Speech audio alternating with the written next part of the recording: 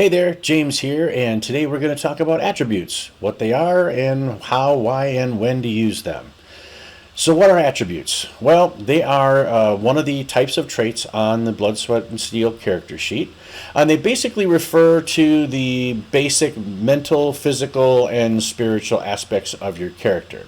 There are 6 of them in total. Let's take a look at them here. And you see at the top of the sheet, we've got agility, awareness, brains, brawn, guts, and will. If you want to break it down to the physical, mental, spiritual aspect of it, agility and brawn would be your physical traits, awareness and brains, your mental traits, and guts and will would be your spiritual traits. The things that go beyond the physical and mental, if that helps makes it make a little bit more sense for you. So there are 6 basic traits, and what are they? And so we know what they are. Now, why do we use them?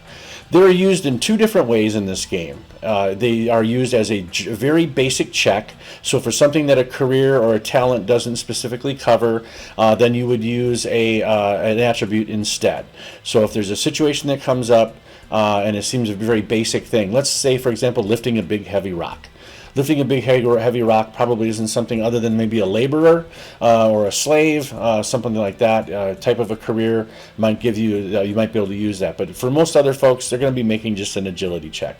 So if you can't use a career, then you can use an agility check or use an attribute, depending on what it is. So the way that they get used is, we'll use a simple example as a check. So let's say, for example, our Drogdor the Barbarian here needs to he wants to lift up a big heavy rock. There's a bunch of guys pursuing them up a hill, and he's trying to buy them some time. So we got four pursuers coming up the hill. He wants to roll this big heavy rock down the hill to slow them down and distract them, to buy them a little bit more time. So the GM sets it's a big rock, so he's going to set the difficulty at good. Now you can see that Drogdor's brawn skill is great. So we're going to make a roll, and I'll switch back over here so you can see what we're doing here. Now I'm going to go ahead and make a roll for Drogdor. He has a set of good. So as you can see, not a great roll. He basically got remember how these work? You ignore the blanks, a plus and a minus cancel each other out. We're left with a -1 or a mediocre result. So looking at the character sheet, he had a +2, -1 means good, which means he tied.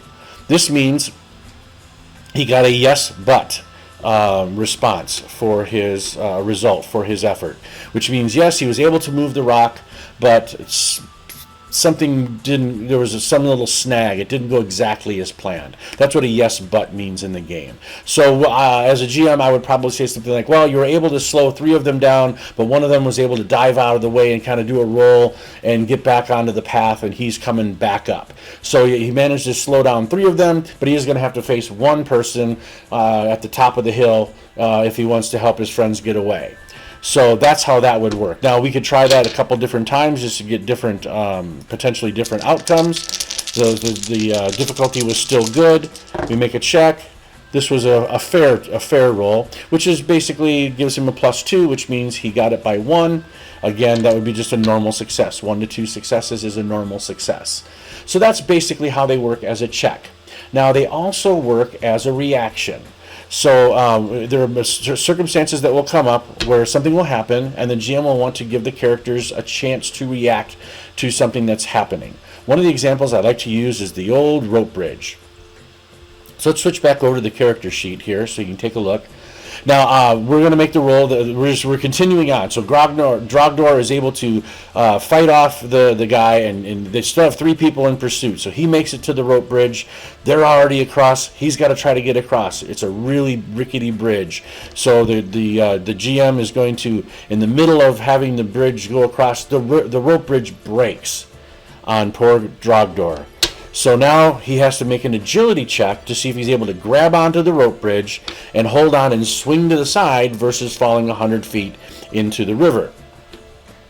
So we will go ahead and we will make a check. If we look at his sheet here, we see that he has a good agility. That means we're going to be rolling against a difficulty of fair. So he's got a pretty good chance of succeeding. Let's see what happens. We roll the dice, and it looks like we get a good result. A good result is going to give him a great, which means he beat it by 2, which is a normal success. So he is able to hold on and swing along, and he's going to slam into the side a little bit. This is more just for dramatic purposes, so the GM's not going to rule for any damage or anything like that. It's one more thing that had to happen, and then he climbs up. He's going to make his maybe make a brawn check versus fair to see if he's able to climb all the way up without falling, while the other people on the other side are shooting arrows at him. So we would just go back to the character sheet. We'll call it a fair difficulty since he's already got the rope. Actually, we'll call it mediocre because he's got a rope to climb. So let's go ahead and see against his great. And he rolls, a terrible roll, which puts him at mediocre, which ties. So he's able to get to the top. But maybe we rule that one of the guys got a shot off and got an arrow right into his butt cheek or something. Nothing that's going to hurt him or be anything really that dangerous, but just a little reminder that they are being pursued. So he was able to succeed, but he took an arrow in the butt. Maybe get a little bit cheeky there, pun intended. So as you can see, there's a couple different ways to use attributes. They're very simple to use. You just look at the attribute, you make your roll, you add the two together. And this, I just made a roll here. If you want to just take a look here, this would be a good roll against with a good attribute would make it raise it to great.